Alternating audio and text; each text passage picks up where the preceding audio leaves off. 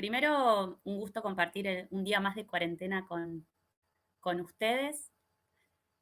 Junto a saludar, quiero, agradecer a Baltasar la invitación, que me honra mucho, al programa de gerencia social de la UBA, a Úrsula, que son las instituciones organizadoras de estos espacios de encuentro tan necesarios en estos días. Un poco la charla de hoy, estuvimos pensando con Baltasar, contarles un poco la experiencia de una organización social de base, pero antes de entrar puntualmente en la experiencia, me propuse problematizar algunas cuestiones muy básicas, que es pensar el título de la charla, que era el rol de las organizaciones sociales. Y decir esto significa dos cosas. Una, partir del supuesto de que las organizaciones sociales tienen un rol, ¿sí?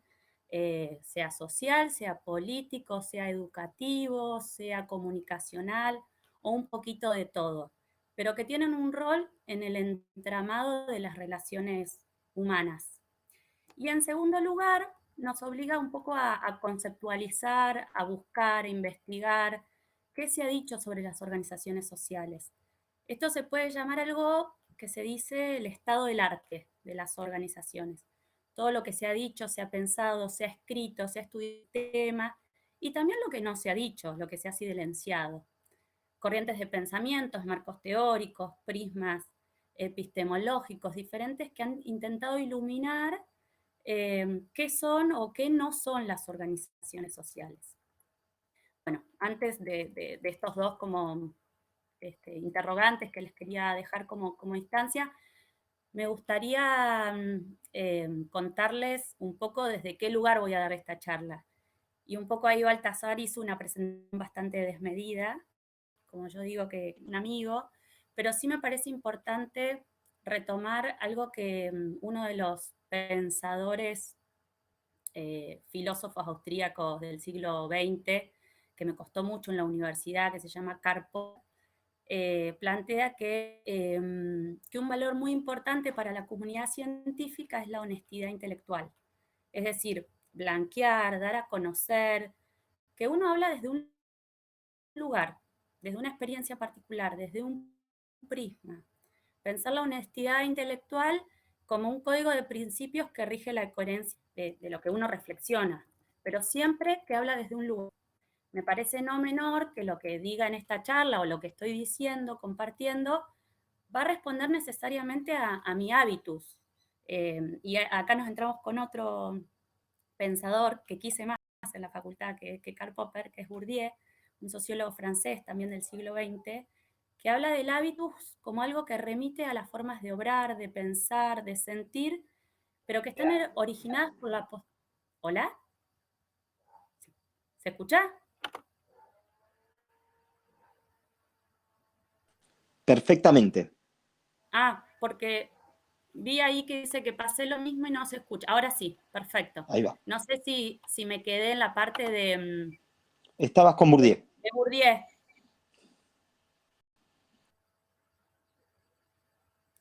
Bueno, ¿sigo? Bueno. Baltasar, ¿sigo? Sí. Porque Sí, sí, sí, sí, claro, claro, claro. Te hago una pregunta porque escucho que estás tocando. ¿Vos estás compartiendo alguna presentación o algo en este no, momento? Ah, no, perfecto, perfecto. metí dedo porque me fui a un lugar, pero no estoy compartiendo nada. Perfecto, seguimos. Bueno, un poco decía que es importante explicitar lo que yo diga desde qué lugar, porque eso va necesariamente responder a mi hábitus. En palabras de Bourdieu, un sociólogo francés, dice que el hábitus remite a las formas de obrar, de pensar, de sentir, que están originadas por la posición digamos, que la persona ocupa en la estructura social. Ese espacio social está ocupado por agentes con diferentes hábitus y con capitales distintos. De igual manera, lo que yo diga va a estar mediado por la posición que yo ocupo en la estructura social. Y a saber, yo soy mujer, soy blanca, soy de clase media, soy universitaria, soy trabajadora, soy fundadora de una organización social, soy militante social. Entonces, ese es el hábitus desde el lugar que comparto lo que voy a contar, la experiencia. Y recuperando un poco aquel interrogante que arranqué diciendo qué es una organización social, vamos a tratar de ir de lo más básico a lo más complejo. Si uno recurre al diccionario y se pregunta qué es una organización social, vamos a encontrar varios significados parecidos respecto a que, bueno, una organización es un grupo de personas que interactúan entre sí en virtud de mantener relaciones sociales, objetivos comunes. Por ejemplo, ciertas personas que comparten, no sé, lazos sanguíneos y un techo pueden organizarse como familia. Y de ahí toda la complejidad de organizaciones. Esto ha sido así desde que la humanidad es humanidad. Digo, nacemos solos, pero vivimos encadenados. Y muchas veces la necesidad de construir comunidad es inherente al ser humano. Necesitamos del otro, necesitamos de su compañía, de su capacidad productiva, de su fuerza laboral, de su mirada, de su aprobación, de su reproducción. Pero siempre esa necesidad, digamos, muchas veces esa necesidad no es romántica y sin tensiones. Muchas veces esa necesidad es unilateral o asimétrica. Por ejemplo, la esclavitud. Digo, el amo necesitaba del esclavo para acumular capital y el esclavo necesitaba del amo para sobrevivir, pero en realidad es una relación asimétrica, injusta, unilateral. Bueno, también entonces en esta necesidad humana de construir organizaciones, también se necesitan construir separaciones y diferenciarnos del otro. La antropología, sobre todo la antropología latinoamericana, ha escrito mucho, es bastante extensa respecto a la construcción de la otredad, desde los días de la colonia hasta nuestros días. Eh, la antropología explica cómo la otredad como una categoría de análisis en el entramado cultural que permite visibilizar ese otro periférico, ese otro negro, ese otro indígena, ese otro pobre, ese otro oprimido, ese otro mujer, y siempre es un otro inferior, siempre se lo carga, digamos, de todos los elementos peyorativos posibles para que sea diferente a, a mí, al que ocupa una posición más alta en el entramado de las relaciones. Hay una autora muy interesante, ahora vuelvo a lo de las organizaciones sociales, una americana, Young, que dice que si bien la universalización de los derechos humanos y los ODS, los Objetivos de Desarrollo Sustentable, ha sido un avance conceptual de pensamiento muy importante y muy progresivo, a veces este discurso universalista termina invisibilizando a esos otros que en la práctica no gozan de los mismos derechos. No, nosotros decimos, todos tenemos derecho a la educación, a la salud, a la vivienda, al trabajo, pero sabemos que en la práctica esos derechos hay un montón de hermanos y hermanas que no se cumplen, ¿sí? Bueno, entonces volviendo un poco a las organizaciones sociales, me gustaría traer las reflexiones de un politólogo argentino contemporáneo, que bueno, que fue profesor mío así de la facultad, así que lo conozco, Sergio de Piero, que se pregunta qué son las organizaciones sociales de la sociedad civil y expone diferentes acepciones. Están las ONGs, tercer sector, organizaciones sin fines de lucro, organizaciones de desarrollo, organizaciones de beneficencia, de filantropía, de base, territoriales. Hay como diversas concepciones, pero cada uno de estos términos dejan entrever diferentes visiones acerca de la sociedad en su conjunto. Digo, no es lo mismo la organización de beneficencia que la organización de base. Y bueno, y acá pensar cuáles son las diferencias y qué concepciones de sociedad nos están mostrando. Para poder entender eso hay que traerlo todo el tiempo al contexto histórico y social y político en que nacen este tipo de instituciones. Es clave para entender tanto el término como la concepción de la realidad que conlleva esa institución. Bueno, acá tengo algunos ejemplos que después los traeremos. Bueno, no será lo mismo el nacimiento de una organización feminista en el siglo pasado, si es que podían, pobres mujeres, constituir organización que nuestros días, ¿no? Bueno, vamos un poco a la contextualización de los últimos años hasta nuestros días. podemos decir que desde la recuperación de la democracia en los años 80 hasta hoy, las organizaciones sociales se han convertido en actores relevantes en el mundo de las relaciones junto al Estado, la Iglesia, los sindicatos, los partidos políticos. Bueno, son actores relevantes. Para los 80, obviamente, las organizaciones de derechos humanos eran las que coparon la parada, ¿no? Digo, jugaron un rol muy notorio por el contexto. ¿Se escucha, no? Sí. Yo porque estoy ahí tengo abierto un Word. Para los años 80, las organizaciones de derechos humanos son las que juegan, digamos, como un papel más notorio, más relevante, por el contexto de época. Bueno, hoy justamente se cumplen 35 años, creo que, del histórico juicio a las juntas. Bueno, lo que sigue ya sabemos, ¿no? Se viene el indulto y después la recuperación de la justicia. En los años 90 irrumpen las organizaciones sociales que, si bien eran muy diferentes, compartían como punto de partida la crisis de los partidos políticos y de la política en general. Los años 90 empieza a haber como un divorcio entre la sociedad civil y el Estado. Entonces las organizaciones sociales empiezan a ser concebidas como un espacio de reconstitución de cierta ética pública que parecía perdida en el ámbito del Estado y de los partidos políticos, ¿no? El Estado y la política estaban desprestigiados porque las reformas de mercado neoliberales desregularon los mercados, la privatización de los servicios públicos, el achicamiento del Estado, el crecimiento de la pobreza, todo eso había producido un fuerte empobrecimiento del país y una no confianza en la política.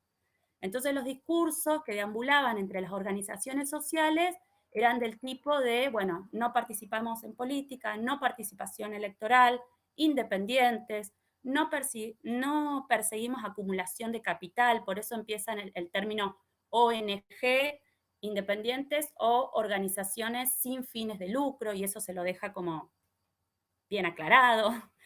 No somos gubernamentales y no perseguimos el lucro.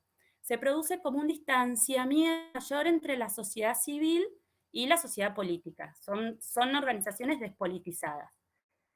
Pero cuando la crisis empieza a profundizar y a hacerse más evidente a mediados de los 90, cuando la Argentina ya registraba mucha población en la pobreza y en la desocupación, empezaron a surgir organizaciones que tomaron la protesta y la ocupación del espacio público ya como un recurso clave para poder expresar sus reclamos. Se nos estaba muriendo de hambre la mitad de la población. Entonces, mientras llevaban adelante estas organizaciones acciones más de contención social, como dar de comer, asistir, empezaron a apostar por la movilización y por la protesta. E incluso construcción política bajo diversas formas, sindical, trabajadores desocupados. Bueno, empieza ya más esta tensión de movilizar. Es el momento en que estas organizaciones de izquierda, organizaciones vinculadas al peronismo antimenemista, organizaciones de desocupados, sindicales, empiezan a movilizarse y organizarse. Perón tiene un bello discurso sobre la comunidad organizada que, bueno, aplicaría un poco a esto. Perón siempre es actual. Entonces, ya a mediados de los 90 están estas ONG sin fines de lucro, pero también empiezan a estar estas organizaciones que se movilizan, que organizan a los desocupados, que empiezan a ocupar el espacio público y con fuertes reclamos. A mediados de los 90, por ejemplo, nace el movimiento piquetero, lo que nosotros conocemos como movimientos de trabajadores desocupados. Empiezan a exigir planes sociales que permitan crear cooperativas de trabajo, empresas autogestionadas, empiezan de alguna manera a dedicarse a la construcción de viviendas populares, a la producción de bienes y servicios de primera necesidad, empieza a ser incipiente el crecimiento de un sector llamado economía popular e informal, obviamente todo en el marco de la informalidad, ¿no? Porque la capacidad del Estado no estaba dando sus frutos para emplear a tanta cantidad de gente por fuera del sistema. En los barrios que empiezan a aparecer las ollas populares, las asambleas callejeras, empezamos a ver en las calles de Capital familias en carros buscando basura, empiezan las organizaciones de los cartoneros, el trueque como forma de intercambiar bienes y servicios, las fábricas recuperadas y distintas maneras de organización popular para sobrevivir. Entonces, si me siguieron con la contextualización, ya estábamos llegando a la crisis del 2001 y los años 2000, que fue una de las épocas más tristes, críticas en términos sociales, políticas, económicas e institucionales del país. Pero bueno, todas esas organizaciones sociales fueron producto de ese contexto político, histórico y social, y que contuvieron y generaron también una especie, digamos, de voz popular. Empezaron a visibilizar la voz de los oprimidos, de los marginados, de los que quedaron afuera del sistema. Entonces, bueno, qué decir que fueron años muy duros en la vida nacional, la recesión económica se profundizó, la pobreza ensanchó sus márgenes, la represión policial, la renuncia del gobierno de la Alianza, las cacerolas, la crisis política que devino en 4 o 5 presidentes en 10 días, fue un poco el corolario de toda esta época bastante triste. Pero bueno, las organizaciones sociales fueron un actor importante en este proceso. Luego de un fuerte acuerdo político y social, asume la presidencia Duhalde en un esquema de marco de gobierno de transición y luego se llama elecciones y se impone, bueno, Néstor Kirchner con un 22% de los votos, digamos, muy bajo en cuanto al capital político. Esto habla del desprestigio de la política y de que no se creía. Y también empieza un proceso de acuerdo social y político muy fuerte, y un poco el marco donde nace ASEG y donde nace la experiencia que les voy a contar un poco es digamos, año 2003, hambre, pobreza, desempleo, marginalidad. El Estado viene con un discurso fuerte de redistribución de la riqueza, de comenzar un nuevo proceso de acuerdo. Y ahí es que un grupo de estudiantes universitarios, en ese momento éramos muy jóvenes, estudiantes 20, 22 años, de clase media de San Isidro, empezamos a sentir la necesidad de intervenir en la realidad comunitaria. Nos acercamos a la iglesia, en ese momento el padre Jorge García Cuerva, se escucha bien, ¿no? Porque yo estoy embalada, pero ¿se Se escucha bien? escucha Ah, bueno, perfectamente. bueno. Tenemos apagados los micrófonos, pero si los Perfecto, tuviéramos perfecto. No, encendidos yo estoy estaríamos embalada, en pero silencio igual. está perfecto. Escucho tanto silencio que digo, ¿estarán? Bueno, está bien. Sí, sí, gracias. Bueno, nos acercamos a la iglesia. En ese momento el padre Jorge García Cuerva, que ahora es obispo creo que en el sur, vivía en la Villa La Cava, una de las villas más populosas y complejas de la zona norte del conurbano, que queda en Bécar. Y nos contaba, bueno, que los pibes y las pibas estaban muy abandonados, muy abandonadas. Obviamente la complejidad social, digo, por donde intervengas había complejidad, digo, las familias, pero nosotros nos enfocamos un poco en el piberío. Él enfrentaba una gran batalla, digamos, con las bandas de los narcos y los pibes que caían en la droga, entonces un poco orientó nuestro proceso de construcción comunitaria hacia los pibes. Obviamente nos contactamos, siempre los vínculos cuando uno construye este tipo de instituciones, obviamente hoy lo miro con el diario del lunes, digamos, en ese momento no estaba entendiendo que estábamos construyendo una institucionalidad.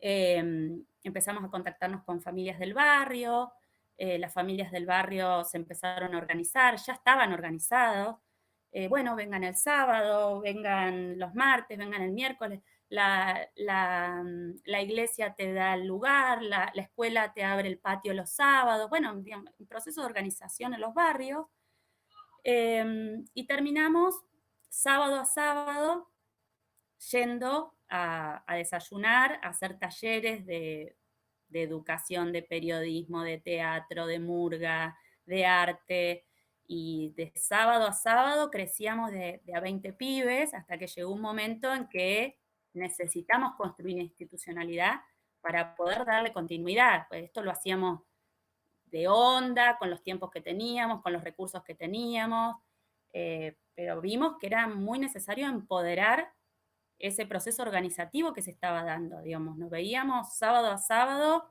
50, 60 personas con necesidades muy concretas, y que bueno, que eso necesitaba generar organización y transformación social. Entonces, ese proceso de construcción implica obviamente los papeles, pensar el qué, el cómo, y algo muy diferente a lo que pasó en los 90, que es distanciarnos de la política, totalmente lo contrario es acercarnos a la política pública, al Estado, a ver el Estado que estaba proponiendo desde la política pública eh, para intervenir en los barrios, las realidades. El Estado ya estaba empezando a generar estos tipos de programas de distribución de riquezas.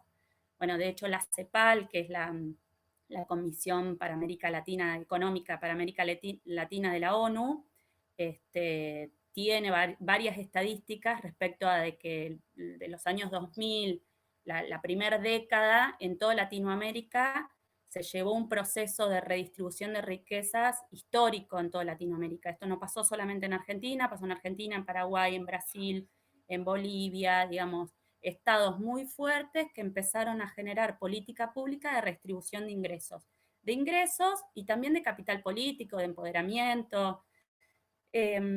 Ahí una de las primeras políticas públicas al que aplicamos fue el proyecto adolescente, que implicaba una beca para cada uno de los pibes, eh, digamos, un dinero para cada uno de los pibes y una contribución para la organización para participar de proyectos artísticos, educativos.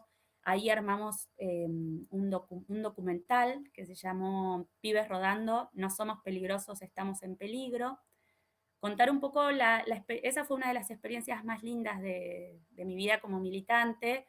Yo recuerdo un día, un sábado, yo estaba coordinando el taller de periodismo, los pibes estaban muy enojados,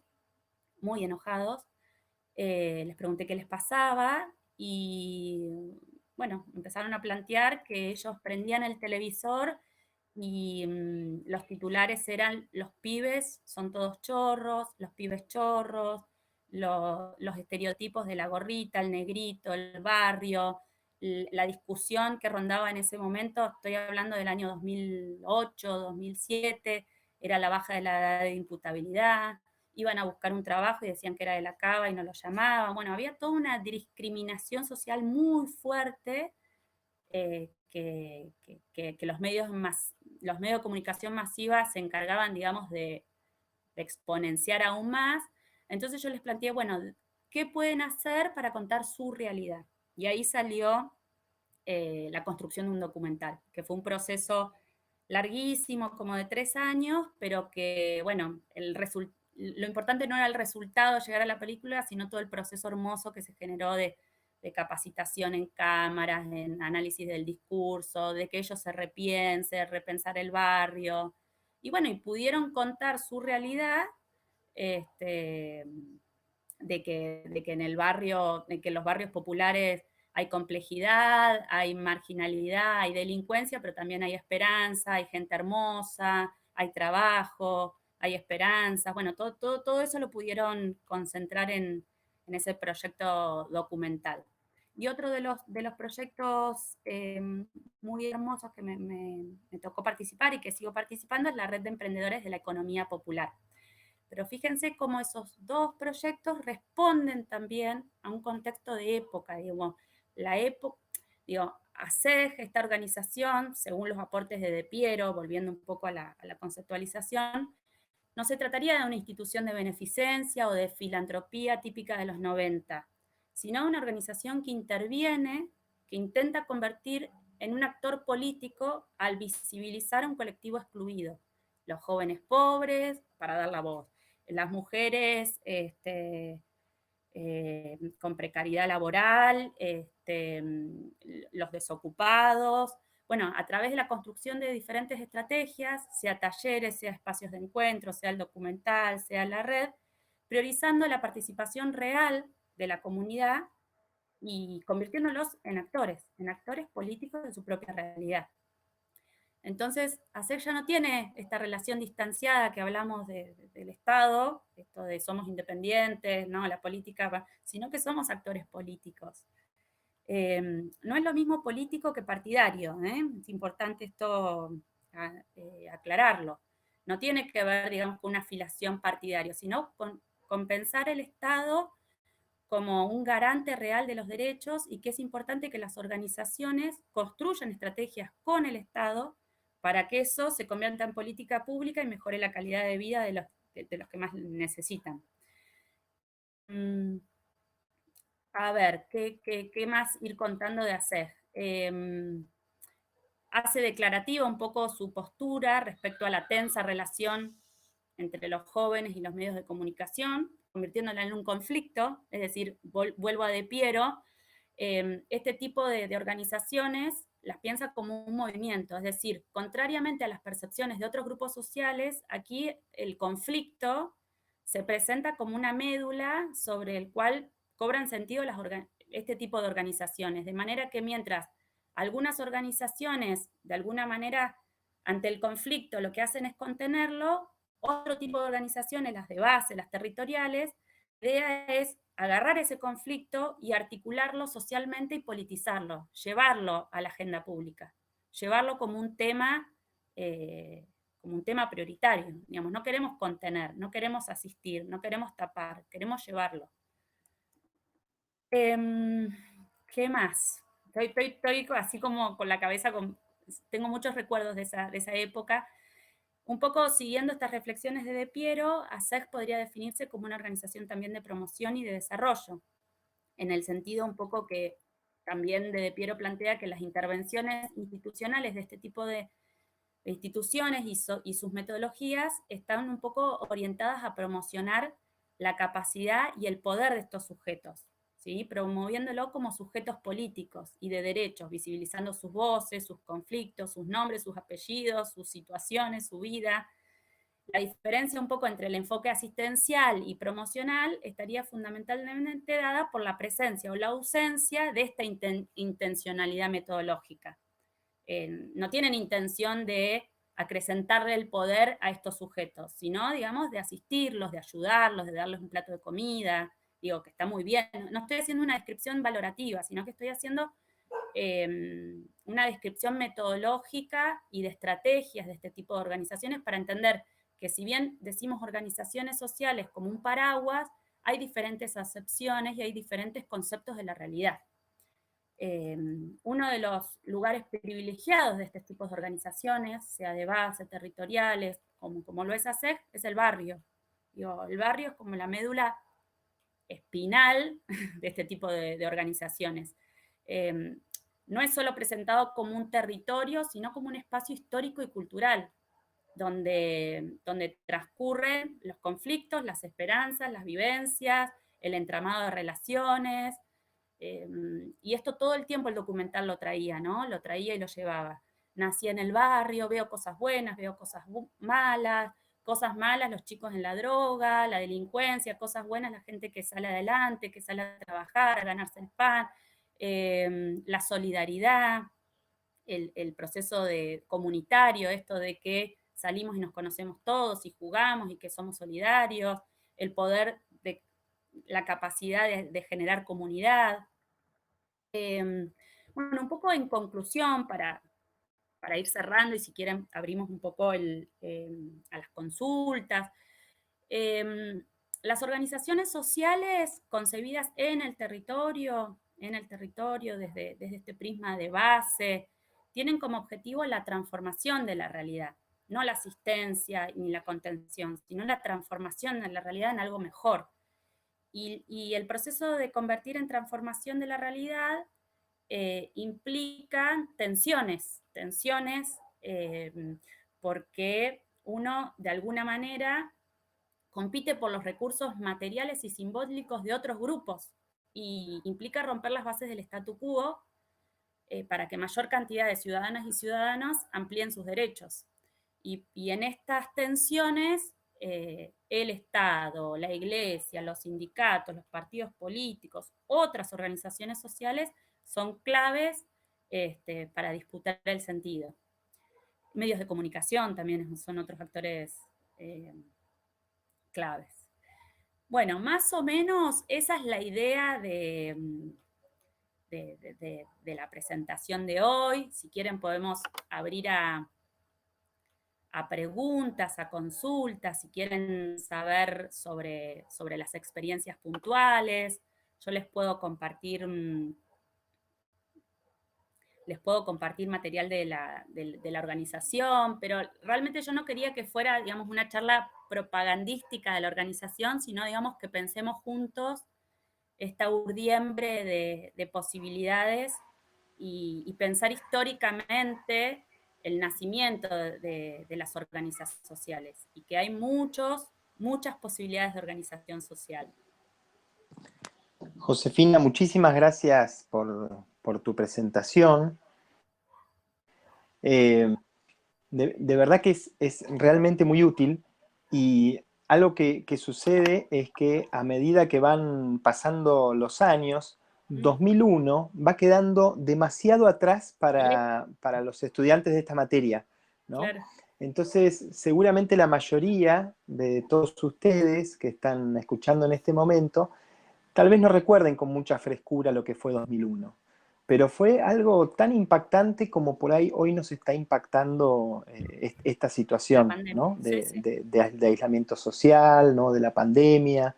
Solo que esta es una situación globalizada, ¿no? Pero esta materia, por ejemplo, gerencia social para el desarrollo humano, como una cantidad de otros conceptos e instrumentos conceptuales, tomaron vigor también a raíz de lo que pasó en Argentina por esas épocas, ¿no? Es como que hubo un primer brote, un primer despertar de determinadas circunstancias, un nuevo reconocimiento, como decías vos, a la política, Ujú. un reconocimiento al rol del Estado, como está sucediendo ahora en este momento, ¿no? Como que hay discusiones que se repiten, ¿no? Entonces, de verdad que es muy importante la contextualización que hiciste, porque también pone en imágenes, grafica un poco aquello que tal vez no fue vivido por varios de los que estamos participando acá. Entonces, te quería preguntar, y con esto lanzo las preguntas para todos los que quieran preguntar y comentar, eh, acerca de la situación en este momento, ¿no? O dos cosas. Primero, ¿cómo son las variaciones? Porque vos hacías mención a esta idea de una organización que procura la transformación de la realidad y no necesariamente la asistencia.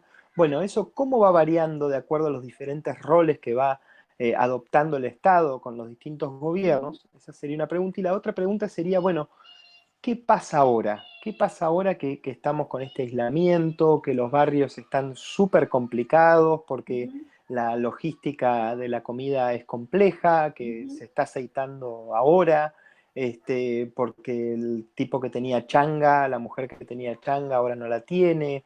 Eh, si podés compartirnos algo de realidad que por ahí se nos escapa a los que estamos por ahí más cómodamente teniendo este tipo de charlas por Wi-Fi, ¿no? Ujú.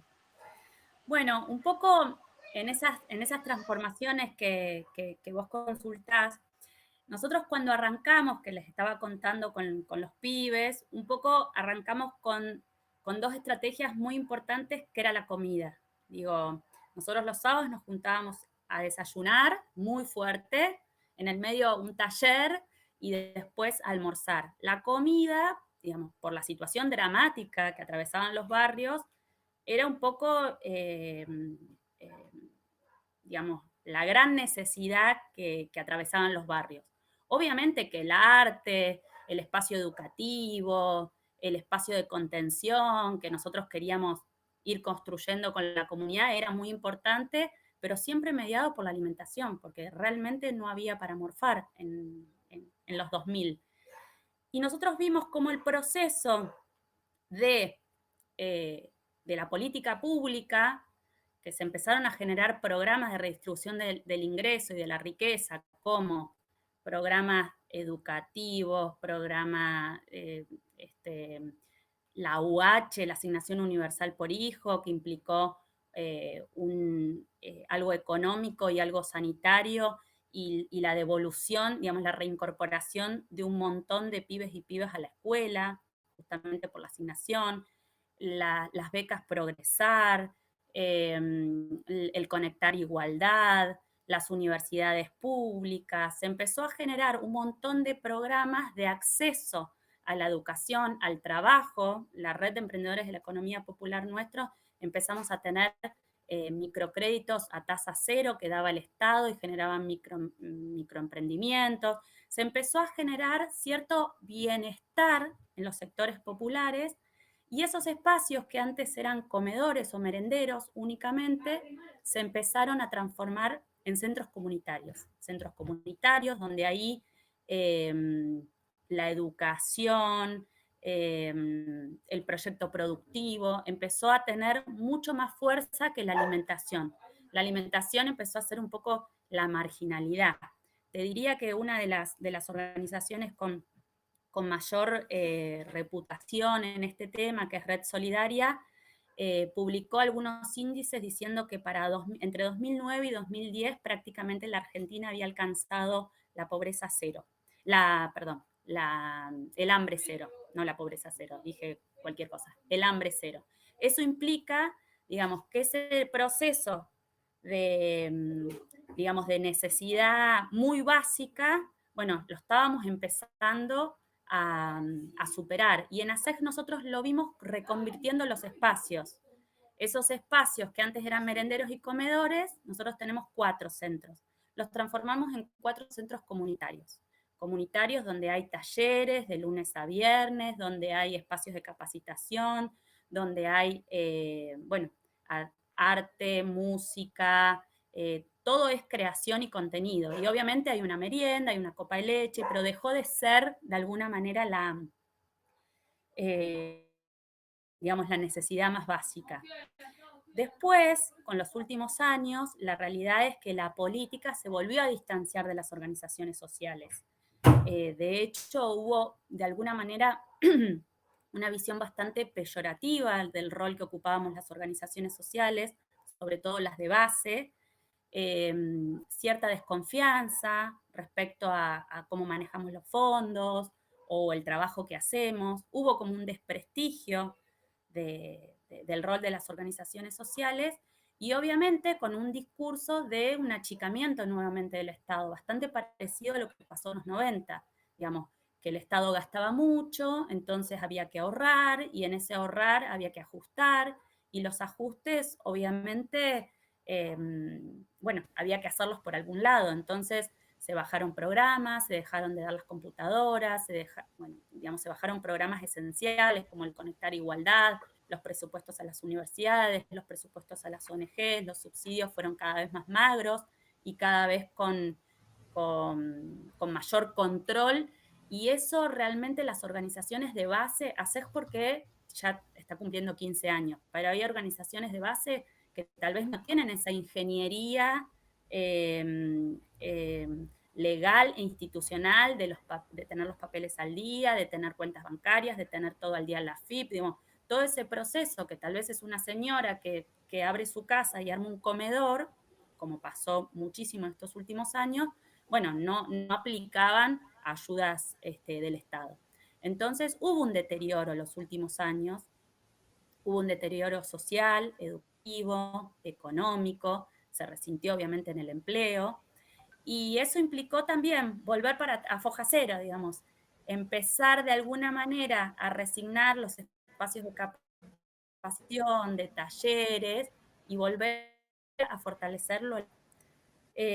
Hoy estamos en una situación de pandemia excepcional y nos estamos dando estrategias comunitarias. Estamos haciendo entrega de viandas semanales 2 veces por semana, a la que estamos tratando, digamos, de organizar espaciadamente y terminando por número de documento, con estrategias bastante prolijas para poder respetar el distanciamiento social obligatorio, pero bueno, muy complejo, digo, realmente los barrios la están pasando mal por lo alimentario, pero también lo que implica vivir hacinados, vivir en condiciones precarias, digamos, uno desde el privilegio, y yo lo digo por mí, tal vez tiene un espacio grande,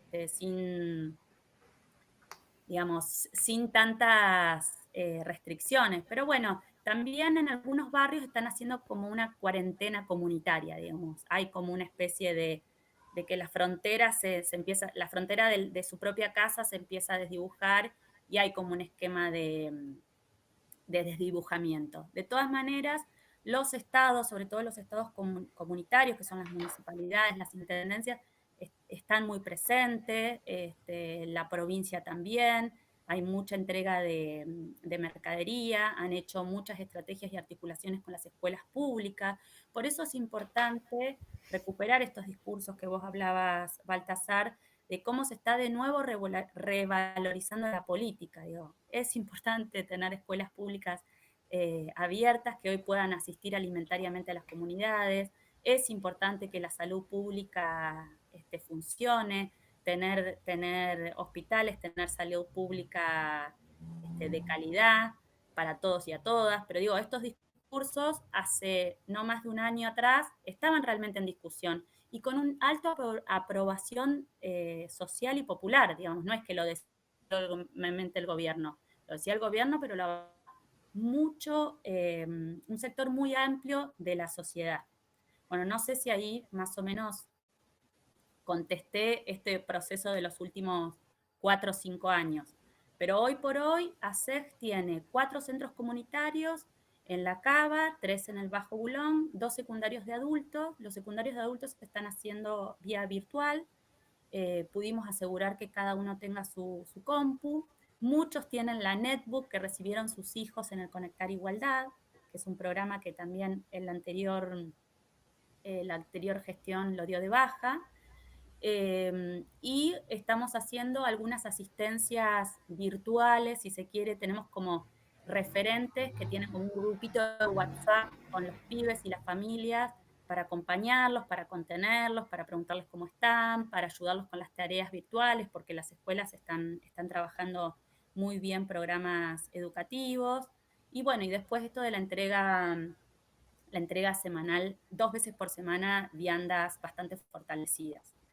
Por ahora, ese es el esquema que nos pudimos dar de estrategias de acompañamiento. Y también el área de la red de emprendedores, la economía popular, que el 95% son mujeres, están trabajando mucho el tema de la violencia de género. Estamos acompañando a aquellas mujeres que sufren violencia para que puedan hacer la denuncia, para que puedan contactarse con el 144, para que se puedan aislar de su agresor. Y bueno, generando este proceso de estrategias comunitarias de acompañar y fortalecer. Muchísimas gracias, querida Josefina. Bueno, qué bueno que estás por ahí, Sergio. Daniel Berenblum, querías hacer un comentario. No, comentario no, quería hacer una pregunta a Josefina. Primero agradecerle mucho su participación, impecable la charla, muy interesante el trabajo que están haciendo. Vos habías mencionado varias experiencias y estrategias que se fueron dando a partir de la crisis del 2001, el Club del Trueque, las fábricas recuperadas, etcétera. Hoy en día, si bien hay muchas restricciones producto de la cuarentena, ¿conocés o viste alguna experiencia comunitaria así, cierta solidaria de los barrios de la población o están a tu supervivencia, digamos, personal? No sé si entendió la pregunta. Sí, la última parte se cortó un poquito, pero sí, claramente, digamos, venimos de un proceso de destrucción del mundo del trabajo, hay una desocupación muy alta y todo este proceso de construcción de esas organizaciones que conté del trueque, de la red de emprendedores de la economía popular, los movimientos de trabajadores desocupados siguen vigentes y son actores políticos importantes, pero también desde el Estado se están generando herramientas y política pública. Bueno, nosotros, por ejemplo, aplicamos a una política que se llama Bancos Populares de la Buena Fe, que implica dar créditos a 0% de interés a emprendedores de la economía popular para generar su emprendimiento, y ellos quedan incluidos con el monotributo costo cero social, digamos, se los formaliza y se generan ferias de comercialización de la economía popular, que en la provincia de Buenos Aires y en el conurbano son muy fuertes, son muy fuertes. Obviamente el ideal es el trabajo formal, pero bueno, eso es una construcción más a largo plazo. Pero sí hay muchísimas experiencias, hay muchísimas organizaciones. Yo conozco organizaciones en zona sur, en zona oeste, que hacen un trabajo de hace muchos años con los centros de formación profesional, con las universidades públicas, tienen redes de economía popular, productores locales, la CETEP, digo, hay realmente muchas experiencias que tienen a los actores, digamos, tienen a los desocupados y a las desocupadas como actores políticos muy importantes, y es un tema prioritario en la agenda de estas organizaciones. Muchas gracias. No, de nada. Después hay un tema respecto a la división sexual del trabajo. Digo, las mujeres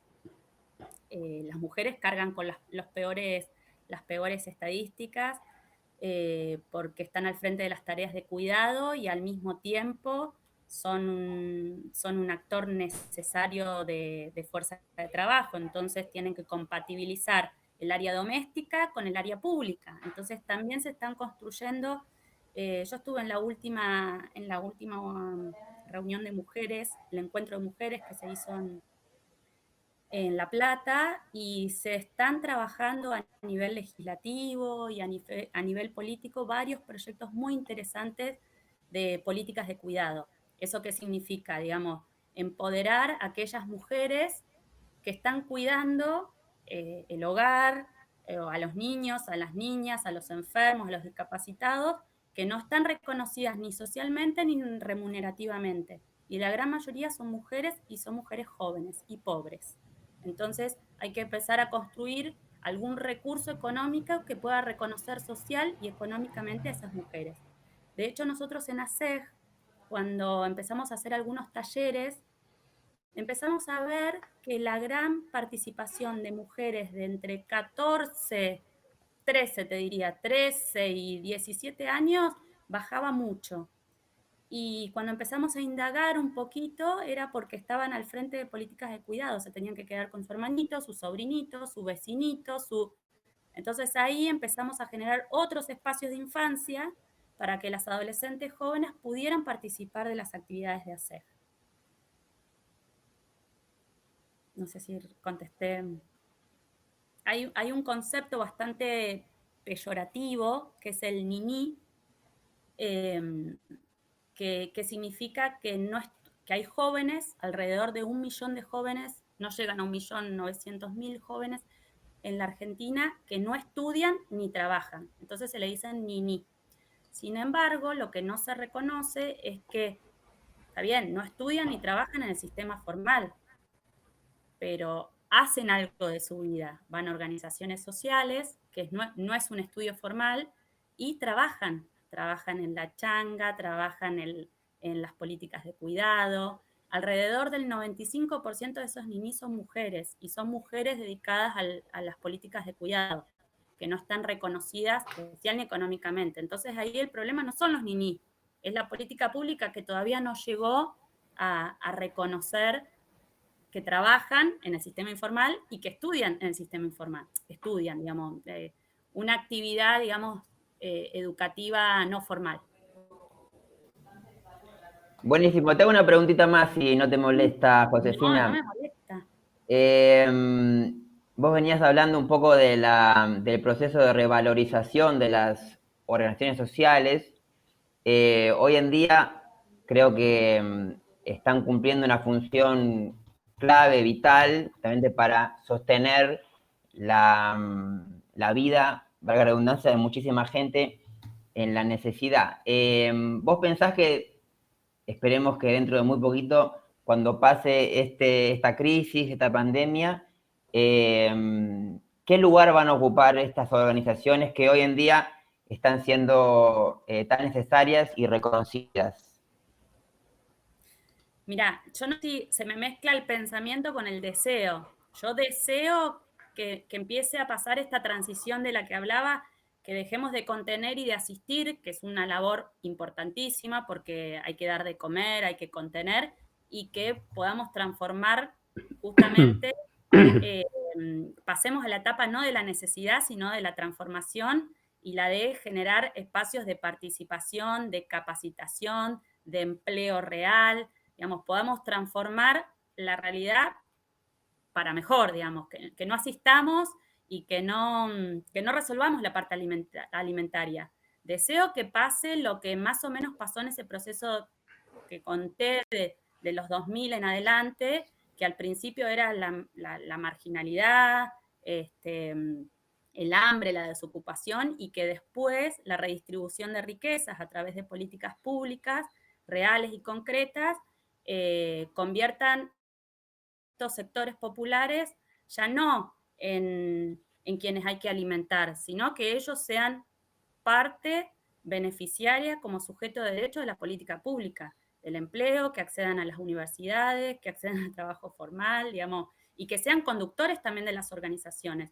Eso es muy importante que la comunidad beneficiaria se convierta en actor y en líder, líder mujer y líder varón, no me sale el genérico, me parece que es genérico, de las propias organizaciones.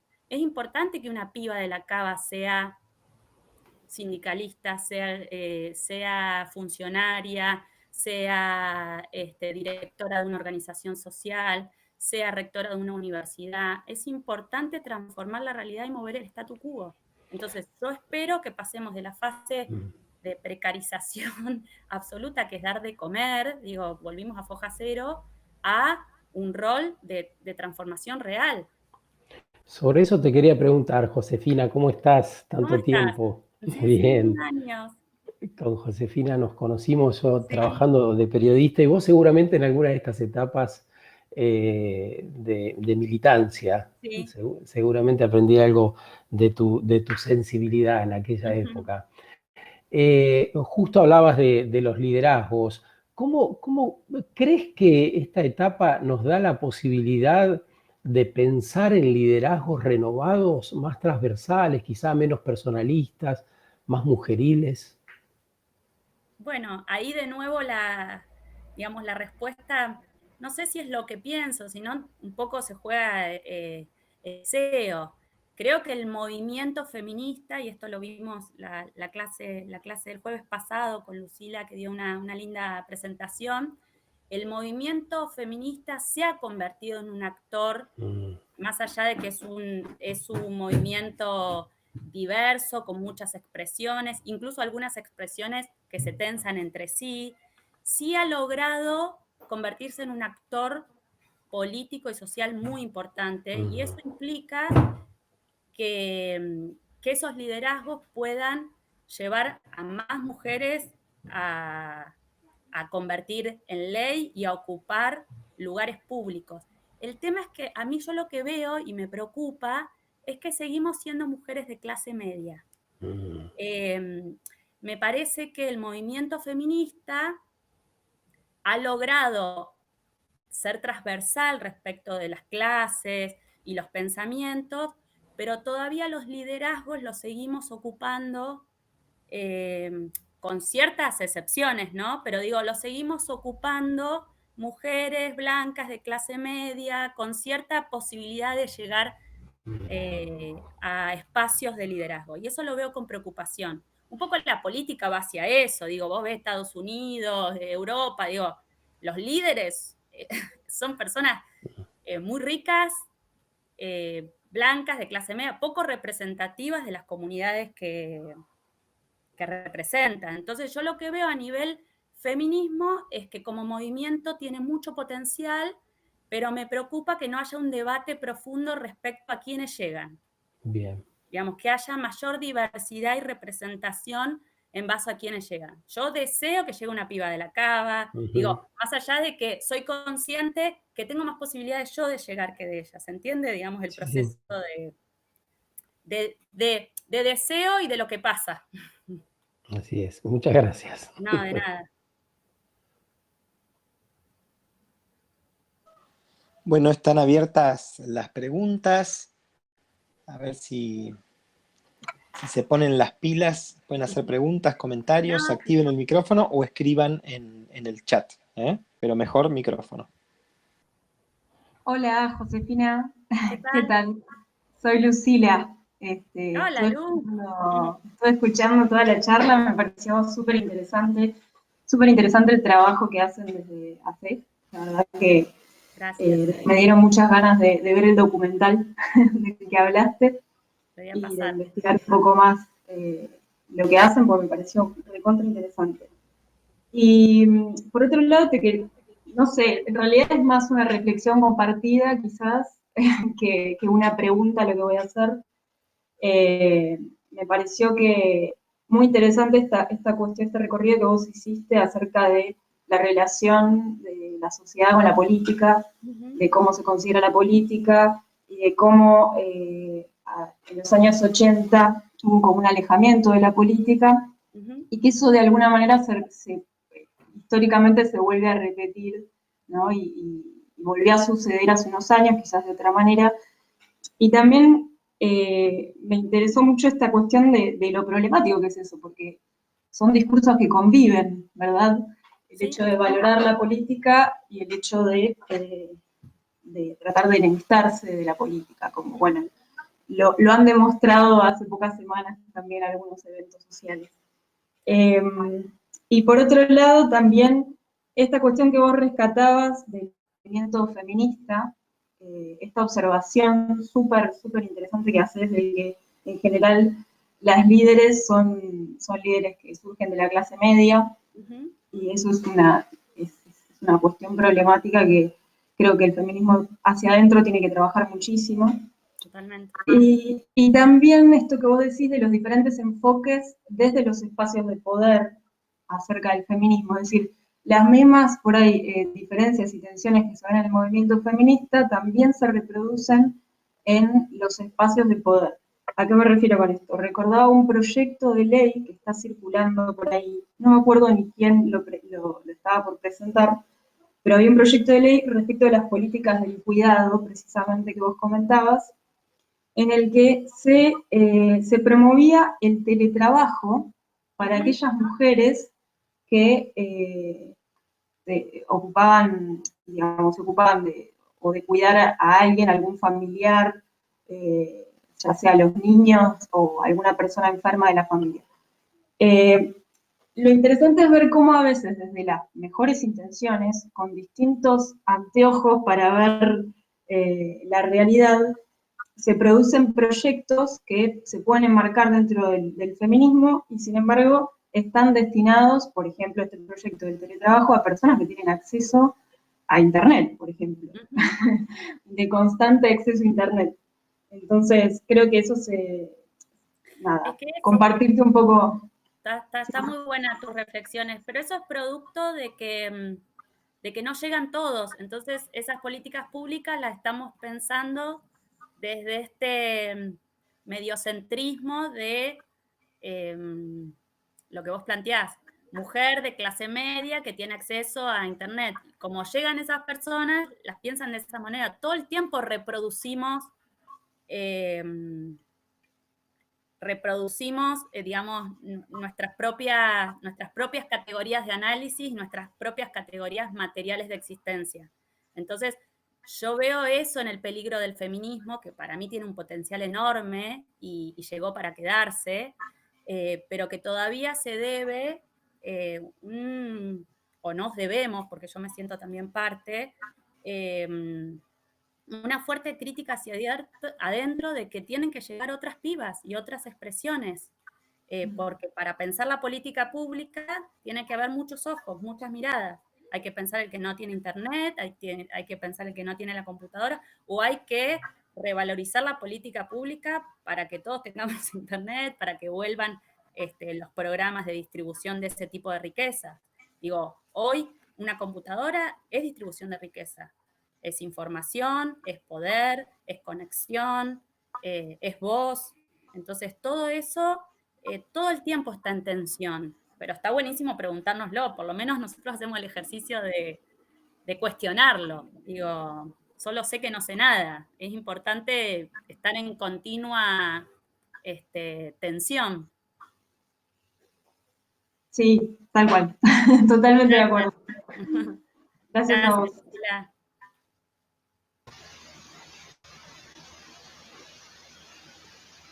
Bueno, no sé, Balti, si querés cerrar con algo. Yo simplemente agradecer, disfrutar un poco la charla. Es como extraño este espacio virtual porque uno siente que habla contra la computadora, pero bueno, los veo, los leo, y bueno, estuvo lindo compartir la experiencia.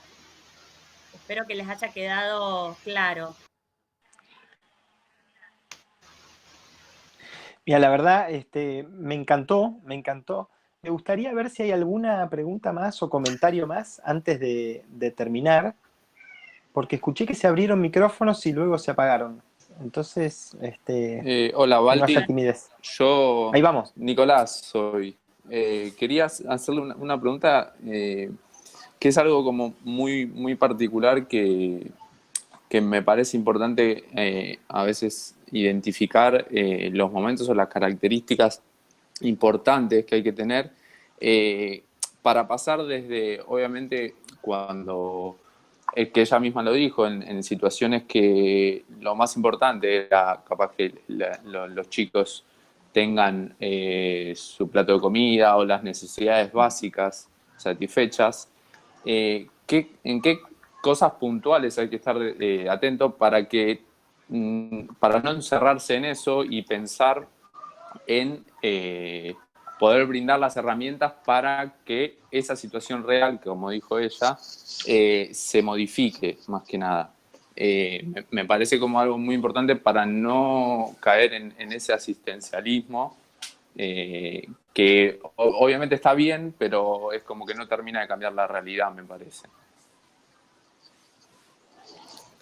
Bueno, Nicolás, te respondo también abriendo el interrogante para todos. Un poco la alimentación y la asistencia es algo que en las organizaciones ya no sale por inercia, digamos. Realmente es desesperante que no haya un plato de comida, entonces nos organizamos para conseguir donaciones, para llamar a la provincia, para articular con una escuela, para aplicar algún programa de nación de distribución de alimentos, el fletero, digamos, todo el organigrama ya se arma por inercia. Claramente las organizaciones como ASEC, las organizaciones territoriales y de base, tienen el horizonte puestos en aplicar a políticas públicas redistributivas. ¿Esto qué significa?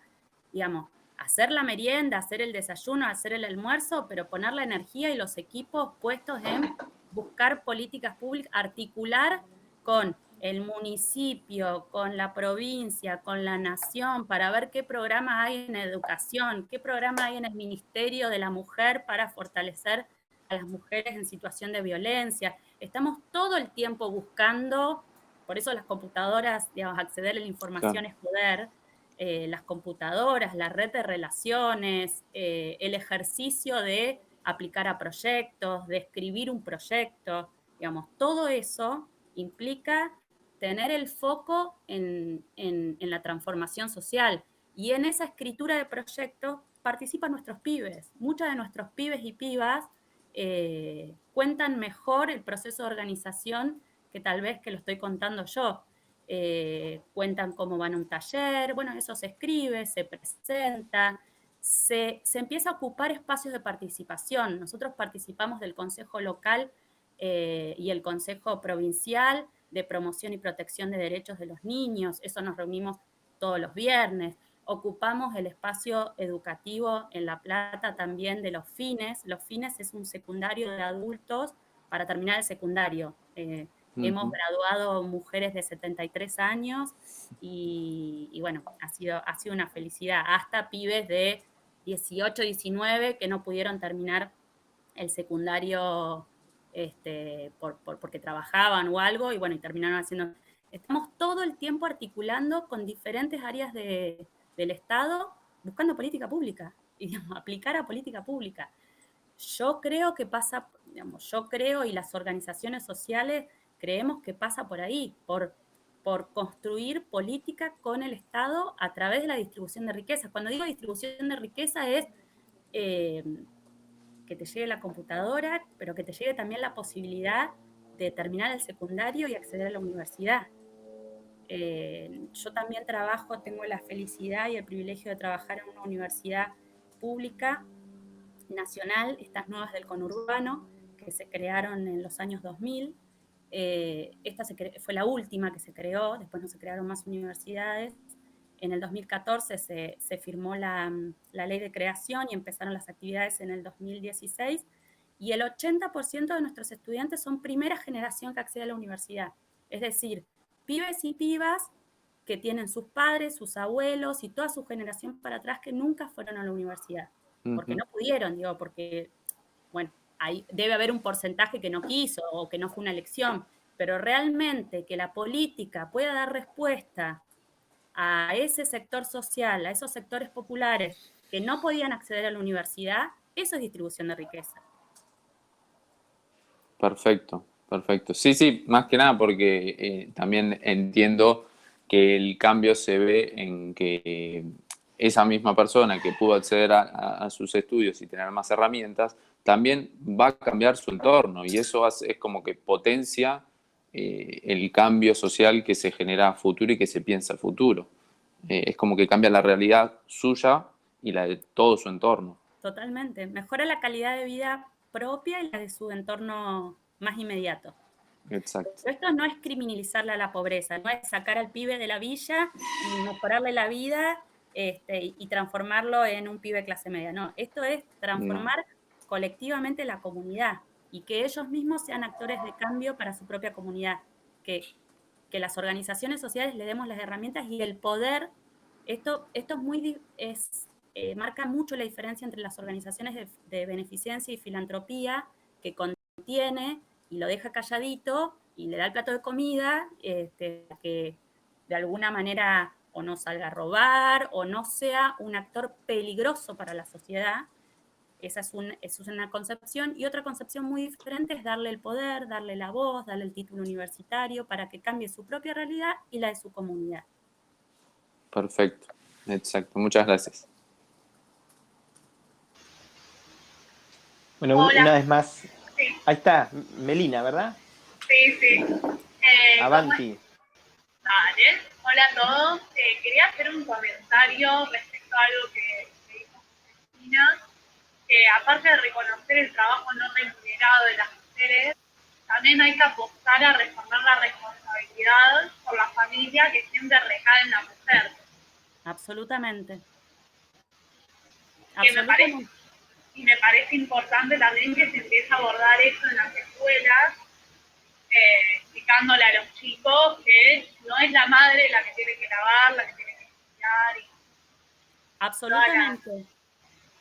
Absolutamente de acuerdo con la división sexual de las tareas domésticas y representa también la división sexual de las familias. Bueno, hay un proceso que vamos viendo gradualmente, algunas cuestiones vinculadas, por ejemplo, no sé, en jardines de infantes ya no hay espacios de la cocinita para la mujer rosada y la carpintería para el varón. Ya hay espacios lúdicos diferentes, digamos, comunitarios. Hay, digamos, la educación también está entendiendo y es parte de este proceso de transformación. Sin embargo, nosotras las mujeres también a veces reproducimos las mismas prácticas y somos también las que tenemos que, digamos, deconstruir en cuanto a la división sexual del trabajo. Te lo dice una feminista que sigue la gran mayoría de las tareas domésticas. Entonces, coincido absolutamente con vos, y hay que pensarlo desde la política, y hay que pensarlo desde la educación, y hay que pensarlo desde los medios de comunicación, pero hay ciertas acciones que yo por lo menos estoy viendo los pibes que van a ser y las pibas que van a ser están pero, mucho más deconstruidos de la generación que les habla, digamos. Son pibes con otra cabeza, son pibes que todo lo que la sexualidad ya no pasa por el hombre, pasa también por la mujer, las mujeres se ponen lo que quieren, las mujeres de alguna manera empiezan a ocupar, empiezan a borrar esas fronteras de lo permitido y lo no permitido.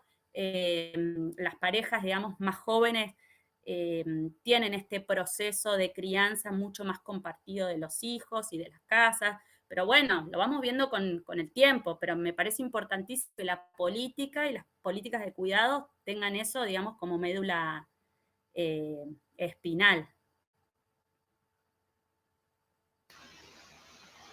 Claro, sí, tal cual. Coincido con vos.